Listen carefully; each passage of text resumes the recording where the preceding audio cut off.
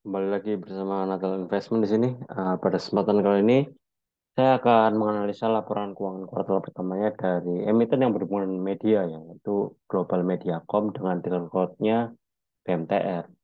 Nah, selain berhubungan dengan media, emiten ini juga dikenal lah sebagai dipegang sama Pak Lo Keng Hong, ya, salah satu Warren Buffett-nya Indonesia. Oke, tanpa berlama-lama lagi, mari kita bahas laporan keuangannya. Pasnya turun ya teman-teman dari 1,49 triliun ke 1,47 triliun. Aset lancarnya naik dari 10,5 triliun ke 11 triliun. Total asetnya naik teman-teman dari 34,7 triliun ke 36,2 triliun. Liabilitas lancarnya turun ya cukup drastis dari 7,1 triliun ke 4,8 triliun. Nah, total liabilitasnya juga turun dari 9,7 triliun ke 8,9 triliun. Dan total ekuitasnya naik tipis dari 14,5 triliun ke 15,2 triliun.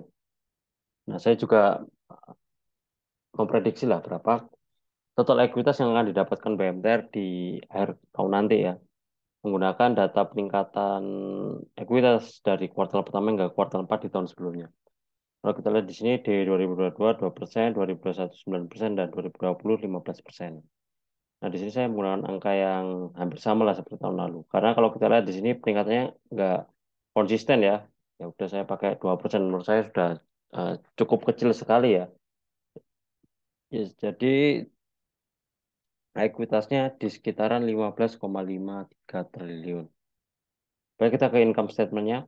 Revenue-nya menurun ya teman-teman dari 3,4 triliun ke 3,1 triliun. Gross profit-nya menurun dari 1,6 triliun ke 1,5 triliun. Operating income-nya turun teman-teman dari 800 miliar ke 760 miliar, dan net income-nya turun juga 326 miliar ke 319 miliar. Nah, di sini saya juga memprediksi berapa net income yang akan didapatkan BMTR di akhir tahun nanti, ya, sama seperti ekuitas, menggunakan peningkatan dari kuartal pertama hingga kuartal 4 di bagian net income-nya. Kalau kita lihat upside-nya 2022 260%, 2021 680%, dan 2020 550%. Bisa dibilang tidak konsisten, ya. Jadi saya menggunakan angka yang cukup rendah lah dari tahun lalu, ya. Itu hanya sebesar 200% saja. Sehingga net income yang didapatkan oleh BMTR yaitu 959 miliar. Dan jika laba kuartal pertama ini disetahunkan, net income-nya menjadi 1,2 triliun. Baik, kita masuk ke cash flow-nya, teman-teman.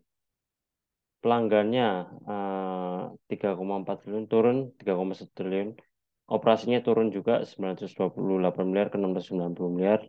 Investingnya turun ya, jadi minus 398 miliar. Which is good, ya, berarti manajemen lebih banyak untuk menambah asetnya, ya, untuk meningkatkan produktivitas daripada menjual aset tetapnya. Dan financingnya minus teman-teman, tapi turun dari 228 triliun ke minus 195 triliun, ya. Eh, miliar teman-teman, bukan triliun. Nah, which is masih good, ya, berarti manajemen lebih banyak membayar utangnya daripada menambah utang baru. Oh ya, sebelum saya lupa, ya, kalau kita lihat di sini di income statement-nya itu tidak ada perbandingan yang signifikan antara top line hingga bottom line-nya. Dari top line aja sudah menurun ya dari tahun lalu. Dan ini diikuti dari ke bottom line-nya. Nah, kalau kita lihat ini berarti bukan ada masalah efisiensi di sini, tapi emang kinerjanya lagi menurun aja. Dan menurut saya media ini harus bisa shifting cepat-cepat, ya, karena isu soal ini, ya, STB itu kan diwajibkan, ya, untuk tayangan-tayangan televisi, dan ini juga bisa berpengaruh ke BMTR sendiri kalau tidak bisa beradaptasi seperti itu. Oke, kita lihat ke rasio-rasionya. Book value-nya naik 919. PBV-nya konsisten ya di 0,3, bisa dibilang murah, ya. Revenue per share-nya 192, IPS-nya 19, dan IPS tahunannya jika menggunakan asumsi pendapatan yang ini 959 miliar itu 57. Gross profit-nya 49%, operating profit 23%, dan net profit 10%. Nah, kalau kita lihat dari profitabilitas ini efisien banget, teman-teman.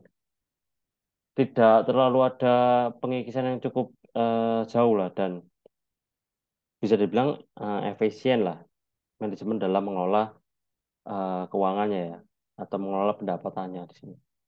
ROE-nya 2,1 menurut saya masih cukup jelek ya. Misalnya kita kali 4 aja, kita setahun kan jadi 2,1 kali 4 8,4% ya. Menurut saya masih kurang ya dalam setahun. Yang bagus itu 15% ke atas. 10% oke lah, 10%-an itu masih oke. ROA 0,8% jelek. DAR-nya 0,6 ya, ini bagus ya. Jadi total ekuitasnya lebih besar daripada total liabilitasnya.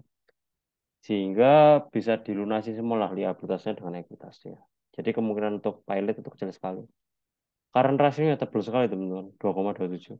Ini aset lancarnya bisa mengcover seluruh liabilitas lancarnya bahkan 2 kali lebih, sedikit lah. Jadi bagus ya. Cash ratio 0,3 bisa dibilang cukup cukup kurang lah, kurang lah menurut saya. Tapi kalau sudah di cover sama current ratio dan DAR-nya bagus, jadi ya tidak perlu masalah yang dipusingkan seperti itu.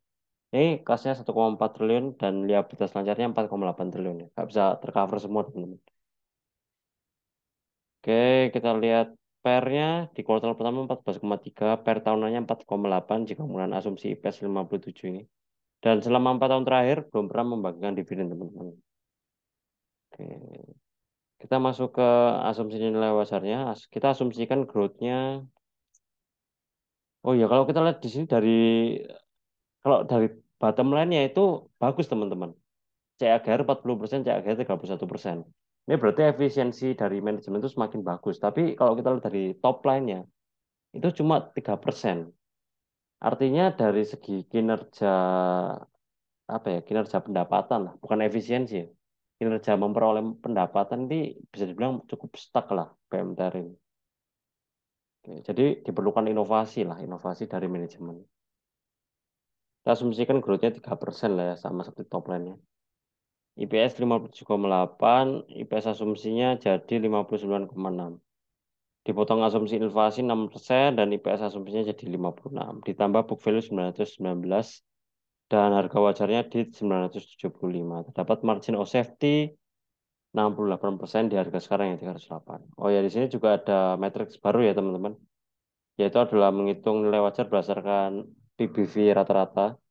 Kalau kita lihat di sini PBV rata-ratanya di 0,3-an ya. Jadi 0,315 dan PBV sekarang itu 0,34 di harga 308 dan harga wajar seharusnya 289. Yaitu dengan cara PBV average-nya ini dikalikan dengan book value sekarang yang seharusnya di 289.